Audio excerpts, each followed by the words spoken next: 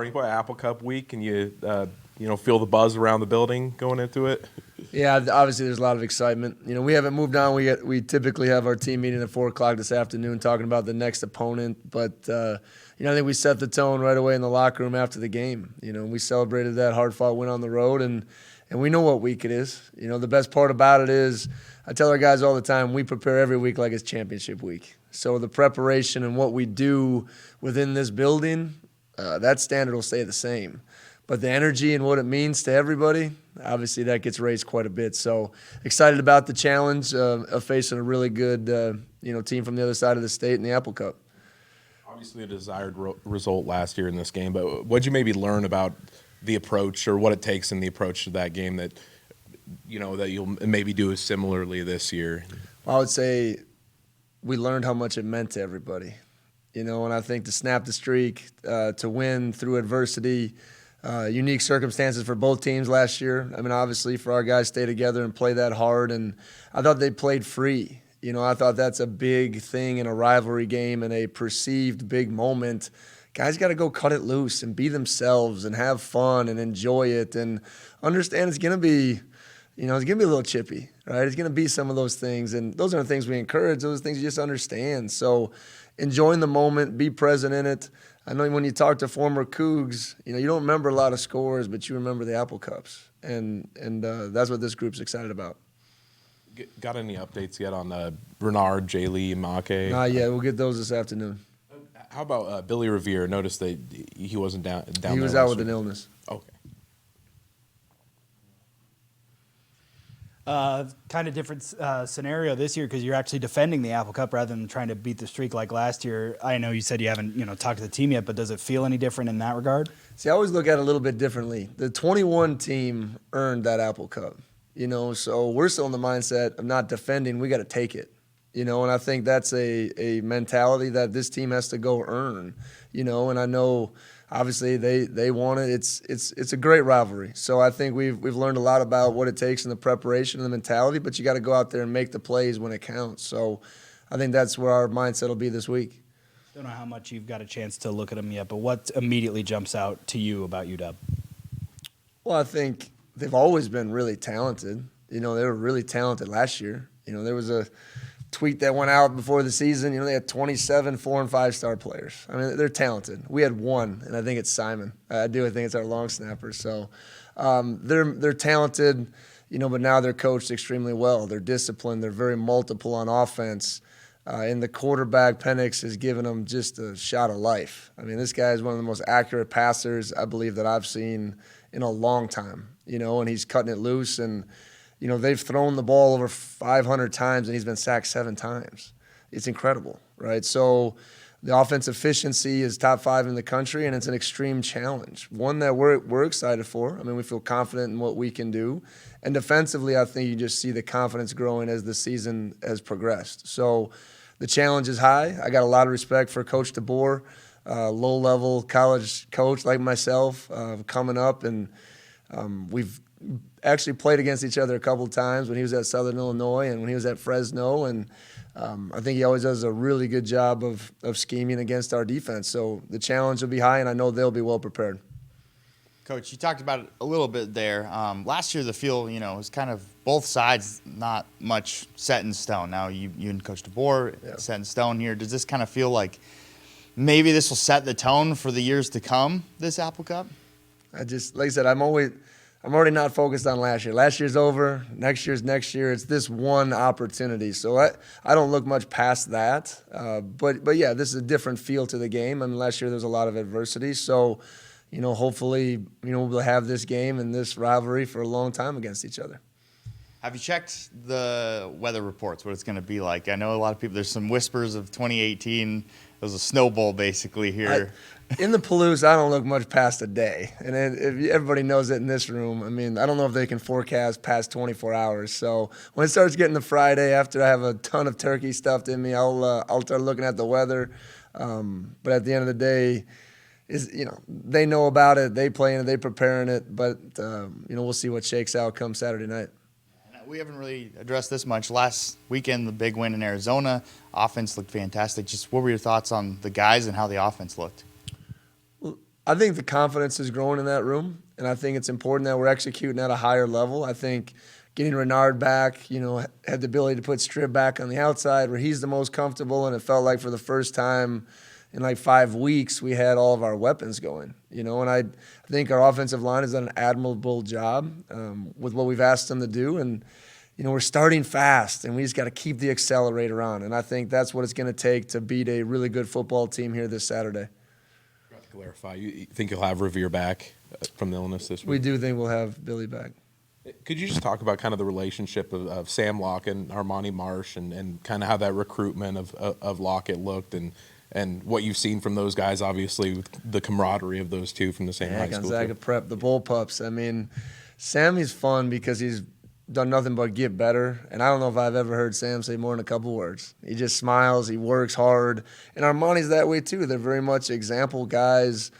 But they've been the staple, really of that interior core of our defense. One that was a question mark, right? Who would replace George and Ice and those guys? And we knew what Armani could do. I just think they're guys that love this place. And I think they really value being here. And it's something as their coach, you can't really put a understanding or a value on that. They love it here. And Sam was just, when we recruit guys from all over the country, it's like you never say, oh, man, he's from Spokane, Washington, right? And when we found Sam, we're like, City College, he's a great player, and he's from our part of the country. It just was too much of a home run to pass on. How beneficial do you think it was for the secondary of, playing Arizona and playing them well right before this game? I think it's big, and it's been a journey through the year to get to this point of playing extremely well and limiting explosive pass plays. Arizona, was the best pass offense we faced at that point. Now, the team that we're going to face this week is the top in the country. So I think there's a lot of confidence. I think our guys are communicating well, and I think we're staying on top, but yet challenging routes. So, and you saw last week when we attack the football, we can go make those plays. So 4 interceptions, I think there's a confidence to it. But interceptions are a lot of things. I thought we disrupted the passer. We didn't allow him to step in the throws, and we got him a little antsy. So I think it allowed us to go out there and make some of those plays.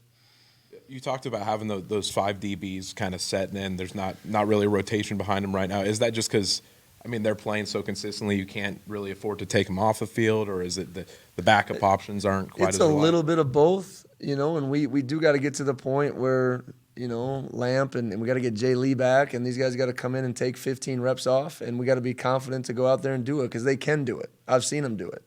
And this will probably be the week where we have to do it. I think Armani's going to play 90 snaps, I think is a tough ask, and Jaden Hicks and Shaw and D. Lang. So I think we got to continue to do it, and we got to earn it through practice. So Tuesday and Wednesday, we got to be great in the secondary, and we got to make sure we know what we're doing so we can go out there and execute. Question from Jamie here. What'd you see from Lawrence now Fall? You're Jamie Scribe, huh? Yeah. Okay. Okay. What'd you see from Lawrence Fallatea and his production last weekend? I think Lawrence has done a really good job just in his growth. I think he had the sack fumble that we almost recovered. That was a little bit of a scramble scrum that would have been nice to get. But I think he's given us that juice off the edge. Him and Ram are different style players from RJ and BJ and Eddie and Quinn. So we need his continued growth, and that's one of the biggest, I think, points of emphasis in this game. We have to be able to rush with 4 guys. And I think Coach Coop does a good job of keeping all those guys fresh. But like I said, 7 sacks and over 500 pass rushes. We need someone to be able to beat these guys off of the edge, and hopefully Lawrence can keep giving us a spark.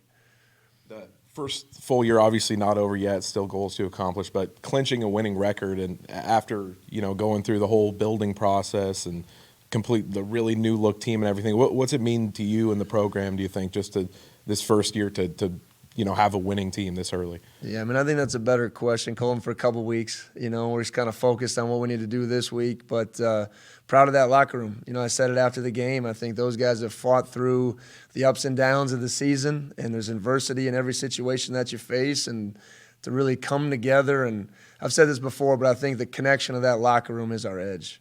And I think there's a culture piece of knowing that no matter what happens, we stay together. So proud of that more than anything, and there's still a lot to accomplish. To get to this point is great, but I don't want to be the guy that's counting wins in Week 11. So we got another opportunity this week, and we've earned an opportunity in the bowl game to finish the season really strong. You mentioned how the Huskies keep Penix up on his feet, and the goal ultimately is to get home no matter who you're playing. But if the sack numbers aren't there, how else can the pass rushers, the front seven, affect the Husky offense? Well, I think when we do blitz, we've been really productive. That's where a lot of our sack totals have really come from, and our disruptions and our tackles for losses. So we got to have a nice blend of that. We got to be able to challenge them, I think, in some man-to-man situations. But 1 and 11 are really tough matchups with their length and their size and their speed. So it'll be still playing that game of pressure and dropping 4 and just finding different ways to affect him and get him off his spots. Because I said that last week too. It isn't always sack totals, but how much are you getting him to move his feet? Because when he's back there and he's comfortable, I mean, he's been, like I said, as accurate as anyone I've seen in a long, long time. And, so I think that's the unique challenge that he faces. Feels like forever since we've seen a Husky defense that has struggled at times throughout this year. Obviously, they're not I wouldn't say a bad defense, but just being a defensive guy yourself, and as you scout them, what are some things you're looking for to maybe take advantage of? Those are things we'll keep to ourselves a little bit, but it's definitely a complete different style from last year. Last year, they're very much like we were, a mainly one high defense. Now they've flattened it out to a 2 high safety look and some match coverage and some blitz stuff. But I think their success comes up front. I mean, they got 3 edge rushers that I think are fantastic, and it's back to being like going against Utah where their interior guys are massive, right, and powerful and strong. So I think their D-line has been the strength of that group, and they'll rely on them heavily on Saturday. Coach, I know we've talked a lot about, stopping the offense and getting to the quarterback, Penix here, but offensively, is there something that you think you guys need to do on that side of the ball this week?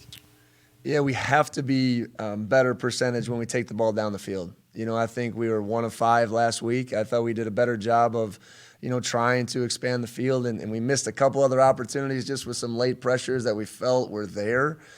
So we got to hit on some explosive plays down the field. The run game has been effective, if not efficient, and I think that has opened up some opportunities to do it. And I think it's a lot of things. It's timing. It's giving receivers opportunities. I think we threw a couple to Strib where, they're out of bounds. Let's let them go make those plays. So I think that's the one thing as we continue to progress.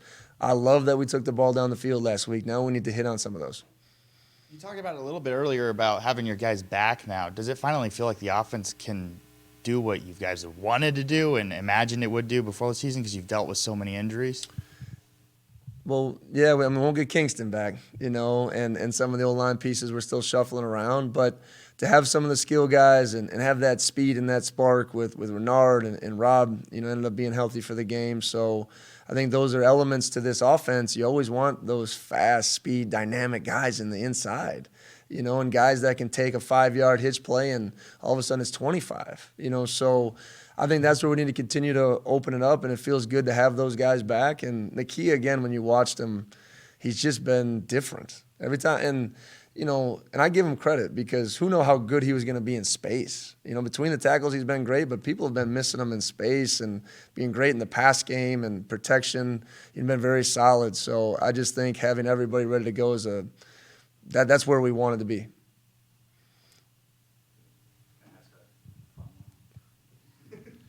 In the spirit of the holiday, give me your favorite Thanksgiving food and the one you stay away from every year. 100%. This might be out of the box, but I'm a green bean casserole guy. 100%. And people seem to be like, that's a charging food item, right? And maybe it's either you love it or you hate it. And I never get behind anything with cranberry sauce. I don't understand it. It doesn't touch my plate. It stays in the can. I don't quite get it. But I'm a pile guy, so it's potatoes, corn, turkey, gravy on everything. Maybe that makes it into some sort of a sandwich. My daughter's like, "What are you doing, Dad?" So that's kind of my style Thanksgiving, and excited to have it with the team this year.